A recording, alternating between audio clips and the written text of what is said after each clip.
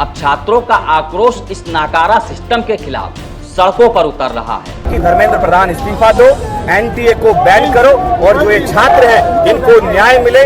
गुस्से से भरे छात्र सड़कों पर इसलिए नहीं उतरे क्योंकि उनका सिर्फ एक एग्जाम खराब हुआ है, बल्कि इसलिए क्योंकि उनके साथ विश्वासघात हुआ है। अगर युवाओं के भविष्य के साथ ऐसा ही खिलवाड़ होता रहा तो आने वाले समय में देश की पूरी शिक्षा व्यवस्था पर भरोसा खत्म हो जाएगा। लाखों छात्रों की मेहनत और भविष्य पर नीट पेपर लीक ने पानी फेर दिया है। छात्रों का भविष्य अधर में लटका हुआ है, लेकिन शिक्षा मंत्री धर्मेंद्र प्रधान से लेकर एनटीए के अधिकारी मौज काट रहे हैं और मोदी सरकार के मंत्री जीतन राम मांझी कहते हैं कि इसमें विपक्ष की साजिश है। अगर पेपर लीक हुआ है तो कार्रवाई भी तो हो रही है। धर्मेंद्र प्रधान इस्तीफा क्यों दें, लेकिन जीतन राम मांझी को क्या इस बात का अंदाजा है कि पेपर लीक करने वालों पर कार्रवाई से क्या उन 22 लाख बच्चों की मेहनत वापस आ जाएगी? क्या उनका समय सरकार वापस लौटा सकती है? क्या सरकार गारंटी दे सकती है कि भविष्य में पेपर लीक की घटनाएं नहीं होंगी? तो जवाब है बिल्कुल भी नहीं, क्योंकि जो सरकार सही ढंग से एक पेपर तक नहीं करवा पा रही वो बच्चों का भविष्य क्या ही बनाएगी।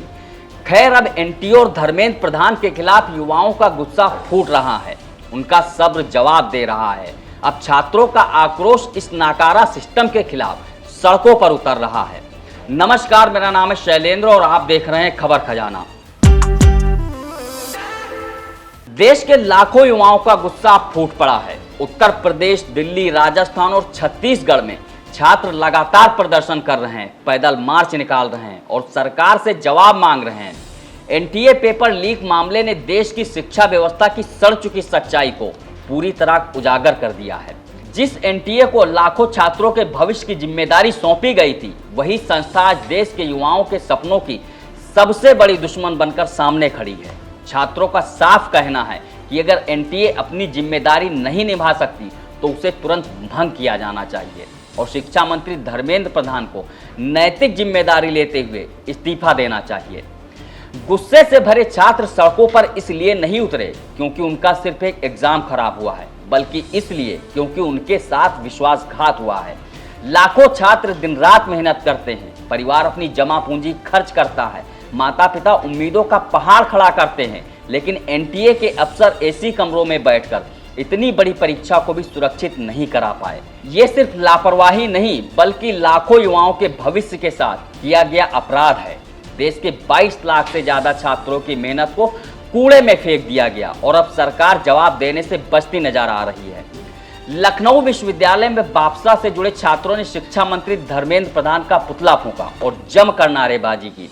छात्रों का कहना था कि अब सिर्फ जांच या आश्वासन से काम नहीं चलेगा, बल्कि दोषियों पर सख्त कार्रवाई और एनटीए को खत्म करने की जरूरत है।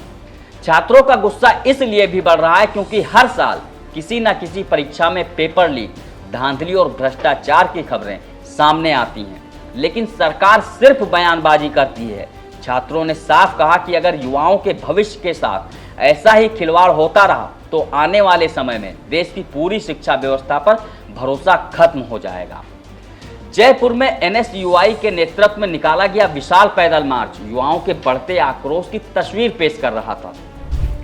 गुर्जर की थड़ी से त्रिवेणी चौराहे तक हजारों छात्र सड़कों पर उतरे और एनटीए बैन करो, पेपर लीक बंद करो और धर्मेंद्र प्रधान इस्तीफा दो जैसे नारों से पूरा शहर गूंज उठा। छात्रों का कहना था कि सरकार युवाओं के सपनों को कुचल रही है।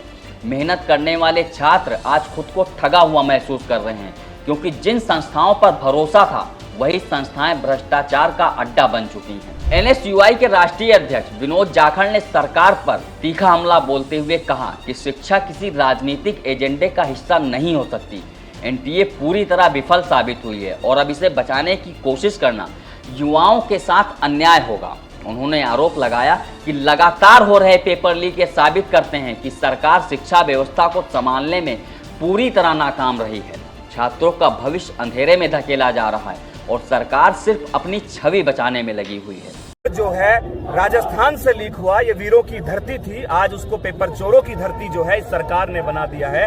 तो ये समझ में आता है कि ये सरकार पूरी तरीके से नौजवानों को प्रतिनिधित्व, उनको नौकरियां देने में, सही तरीके से एग्जाम कराने के अंदर पूरी तरीके से खुद नेता इनमें शामिल। बिल्कुल जिस तरीके से जमारामगढ़ के विधायक के साथ में वहां पेपर चोर के सरगना के मुख्य आरोपी की तस्वीर आना, शिक्षा मंत्री मदन दिलावर के साथ तस्वीरें आना और भाजपा के कई बड़े नेताओं के साथ तस्वीर आना, राज्यवर्धन जी के साथ तस्वीर आना, यह साबित करता है कि पेपर लीक के ये छोटे प्यादे हैं। सरकार बड़े मगरमच्छों को बचाने का प्रयास कर रही है।